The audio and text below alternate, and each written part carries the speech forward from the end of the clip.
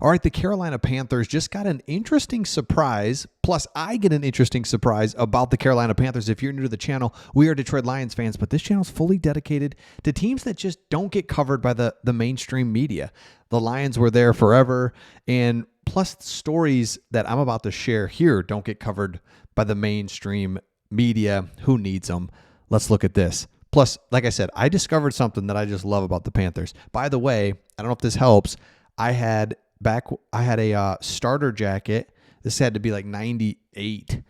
Carolina Panthers starter jacket. The thing would be worth like $900 today if I still had it. But so just so you know, if I ever find a picture, I absolutely will show that. Here's the unexpected kind of like, oh, this is nice. Asante Samuel Jr. came in for a visit on Wednesday. He had neck surgery in April because he's young. Right here. He's 25. He was the second round pick of the Chargers, 47th overall. Played well. Like, it was kind of a mystery.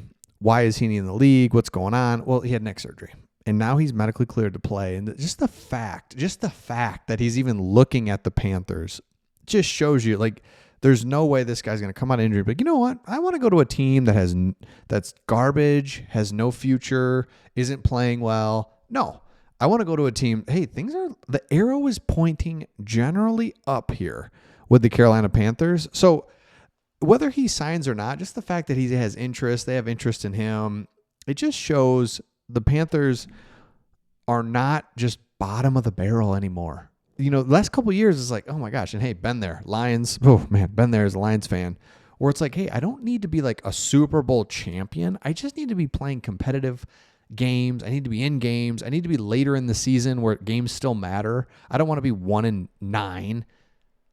That is what this kind of signals right here. So it's like, I kind of like that. The other thing, I talked about what I discovered about the Panthers. It was right here, and I just think this is huge. Jim Caldwell is a senior coaching advisor for the Panthers. He just looks good in that role. Former Lions coach, everyone liked him, but there was something where he is not a head coach. It's just anymore. He was, it's fine. But this role that you have him in is so perfect, such a value add to your franchise, and it's great. As Canales, remember when he looked at his phone Sunday night after the Packers game, Coach Caldwell hit me up after the game and was like, you know what that win means is that you won 5. You didn't win 4. So to me, it's like the next game mentality. Let's go play the next one. Like, yeah, it's just, you're going to make T-shirts that say this? No. But what he's saying there is, hey, instead of being on 4 wins, we have 5 wins. That's what that win is. Let's go to the next one.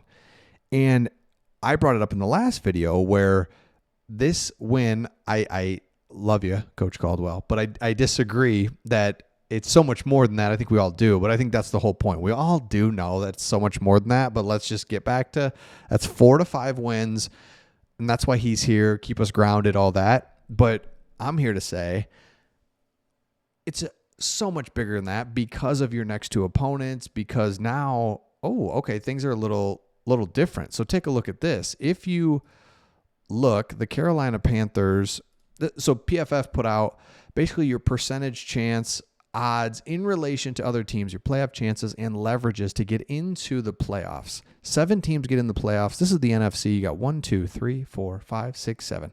Here's your top 7. Okay. Right? Put it in perspective. You got your top 7. That's a good list of the top 7 that could get in the playoffs. Now, Carolina is in this next cluster of 3 of the Vikings, Bears, in Carolina right here. Then you've got 1, 2, 3, 4, 5, 6, 7 teams. I think there's a team behind the Giants that we can't see. That would be the whatever. This is the cluster of teams like you're not going to make it. Sorry. So sorry. So you got teams that are kind of looking good here. You got this 3 cluster here, but the beauty of it all is your next 2 games are winnable against the Saints and the Cardinals, or what was it? Saints and Falcons, I think it was. So it's just, I think if you're a Panthers fan right now, you're in a little bit of a weird spot because you don't want to get too excited, but it's like, why not?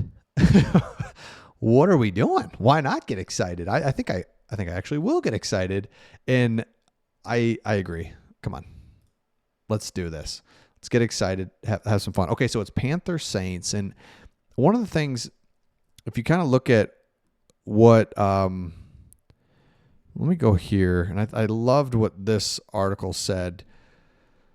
CBS Sports, the Saints are playing consecutive road games against physical Panthers team. The defense will be challenged for yeah. So they think about the Saints. They've traded guys away. They've got this quarterback who he's no good.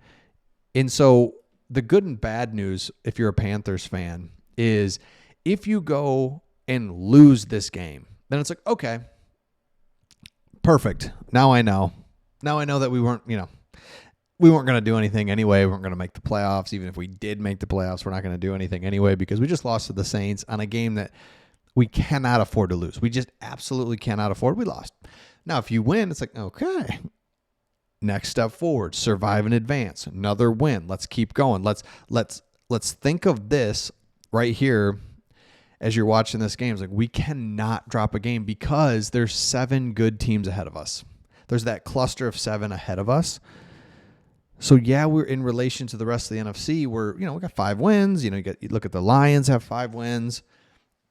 Again, it's PFF. They, who knows? Totally disregard this if you want, but you can see how there are, in fact, 7 good teams ahead of you. You have to get ahead of 1 or 2 of those. So every win it's a must. It's a must win against a bad team. So I love that score prediction of like 21-10. Let's just seriously, come on. Like seriously, let's do this. All right, next thing. Let me pull something up here. It's not pulling up.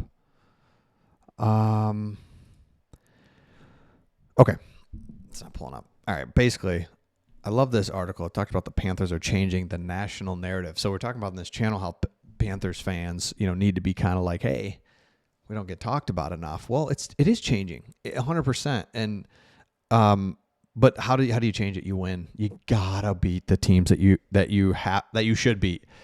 And it's like, all right, if the Saints are bad and you are good or better, let's beat them. Right. So again, let me know your thoughts in the comments. Make sure you subscribe. Asante Samuel Jr. is visiting. You got Jim Caldwell. Life's good. Panthers should beat the Saints. Panthers are changing the narrative a little bit. I had a starter jacket. My grandpa lived in the Outer Banks right around that time, early 90s. I think the Panthers came in 94 or something like that. So, yeah, a couple years after that, I'm kind of, I'm in like 6th grade, and I have a Panthers starter jacket, that quarter zip or half zip or whatever, pull over. Dang. Man, if I could find a picture of that, I have to now. That thing's worth $900 if I still had it. It was so sweet. All right, let me know your thoughts in the comments, and we'll see all of you on the next one.